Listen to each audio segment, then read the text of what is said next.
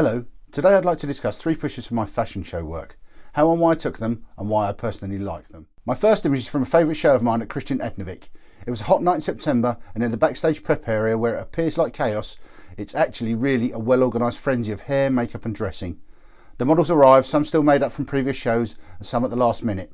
Backstage is busy and you need to bring your A game for not getting in the way, but if you do, you're rewarded with some hundreds of transitions.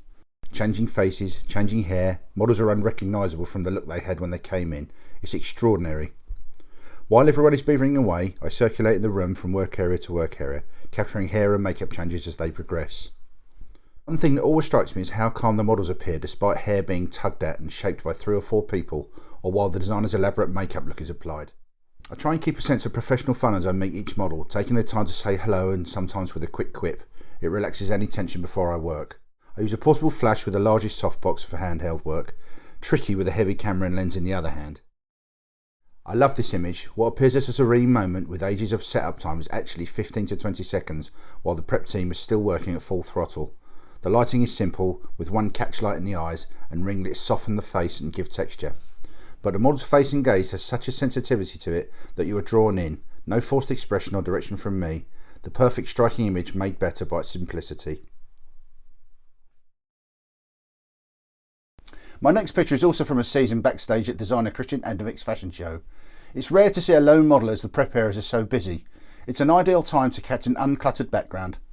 But more than that, it allows more time for a picture, although I only took 3 frames, again unposed or directed. As I turned, I saw the model, already in designer's clothes but still in hair rollers, hand outstretched to the clothes rail as if steady from the height of the very tall shoes. It was such a brief moment before the area filled with dresses again, and with a longer lens that kept a distance, that I took a picture immediately just using the available light. Shot in colour but later changed to black and white to increase the contrast of the model's skin and hair. Again, the image is striking through the model's gaze, fixed on the camera, almost as if caught in car lights on a night road, and a moment of peace. Seconds later the place was alive with dozens of people again. The final picture today features the final image from the runway of Roxanda Ilincic. It was an early morning show in London and I wanted a prime position on the runway. Photographers had not had a chance to mark a space in advance, so it was first come first served. Luckily, being so early, I got a spot just to the left of centre on a small step. I was extremely fortunate as I did not expect the installation over the runway. Photographers much further to the left and right complained as they couldn't see to shoot. It took a while for everyone to be seated and the show to start. It's a long time on a small step ladder. Oh, the glamour of it. The show was gorgeous, a real joy of colour. The audience were applauding and it was cue for the designer to step onto the runway and enjoy the adulation.